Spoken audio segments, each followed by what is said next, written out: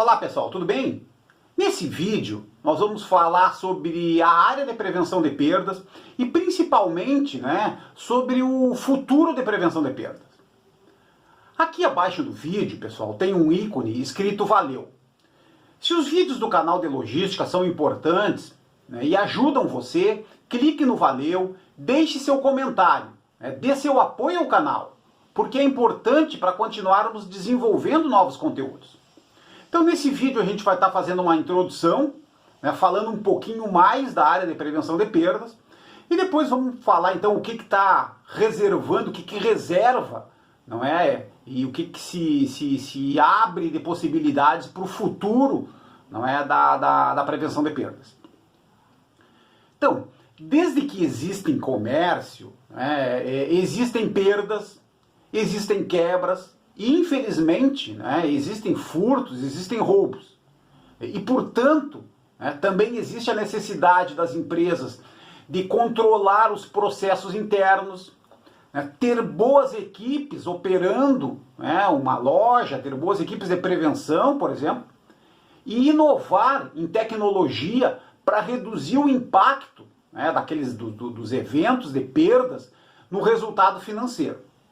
A área de prevenção de perdas, pessoal, ela evoluiu desde que era a segurança de uma loja, ou segurança de um depósito, para atividades como a proteção e a preservação do patrimônio, dos ativos das organizações e principalmente também, hoje em dia, em algumas situações, como uma forma de preservação e de melhoria do lucro. Esse é um dos objetivos principais da área de prevenção de perdas. A área de prevenção de perdas, então, ela assume diversas frentes dentro das organizações, mas um papel importante ainda é a proteção dos produtos, é a proteção das mercadorias, visto que a redução do valor contábil dos estoques, os estoques é o conjunto de produtos, é o conjunto de mercadorias, então se eu perco produtos, se eu perco mercadorias, eu perco estoque, impactando diretamente na redução do lucro das empresas.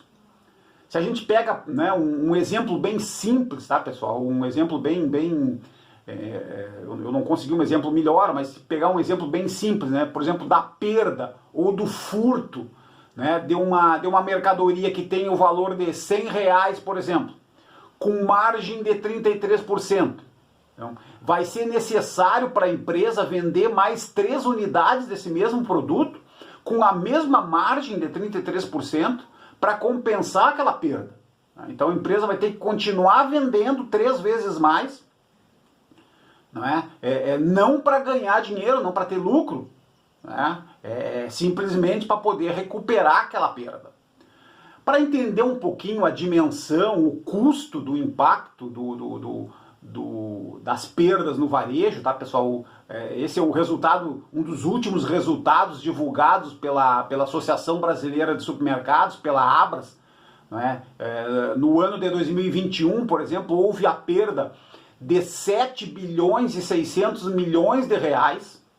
Isso aqui é o conjunto de todos os supermercados no Brasil.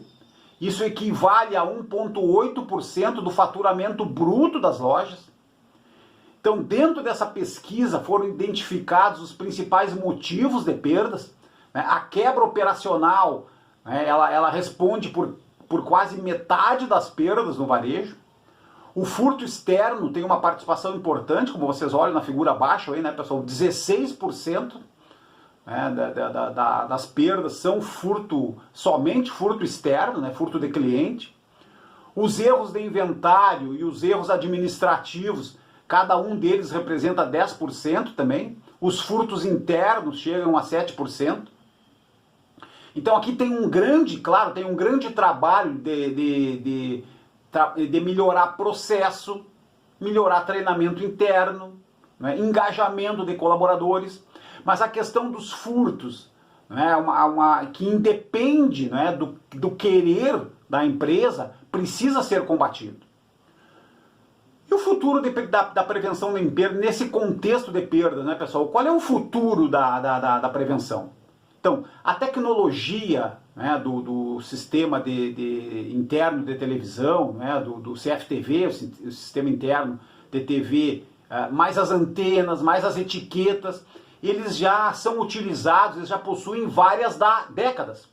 Né? E é importante que as empresas entendam que é necessário continuar investindo em tecnologia, continuar investindo em inovação para garantir a redução das perdas, garantir a melhoria do lucro, né? E principalmente, né, a melhor experiência de compra do cliente.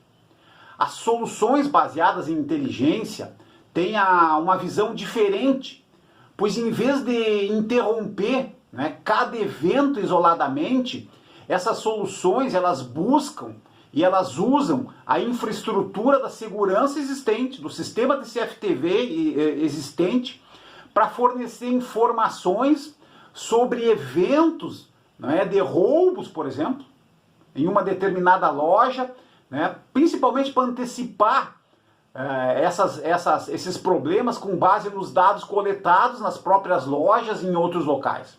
Então, ao monitorar os dados, juntamente com os acontecimentos em tempo real, esses sistemas, esses softwares, eles podem interromper antecipadamente os crimes, né, dentro do varejo, né, antes que esses furtos aconteçam.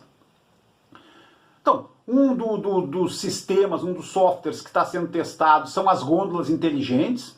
Né, esses equipamentos eles estão sendo testados principalmente com chips, com câmeras que rastreiam a movimentação dos produtos desde a gôndola, né, que são conectados, por exemplo, ao checkout, né, para identificar se houve uma venda e se o produto foi retirado sem pagamento, por exemplo.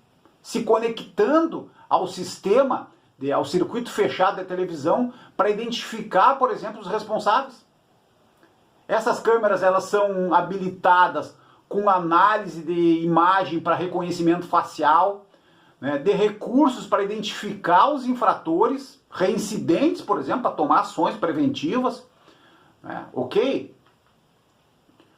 Um segundo sistema, um segundo equipamento que está sendo testado também são os carrinhos de compra inteligentes, né, conectados com scanner que rastreiam o produto, né, colocado dentro do carrinho para procurar evitar perdas. Então, existem aqueles próprios carrinhos que se fecham antes de sair do perímetro da loja para evitar saídas de mercadorias que não foram pagas, por exemplo. Então, existem hoje em dia, também muito estudo e muito teste com a utilização dos próprios carrinhos. O reconhecimento facial, né, também é um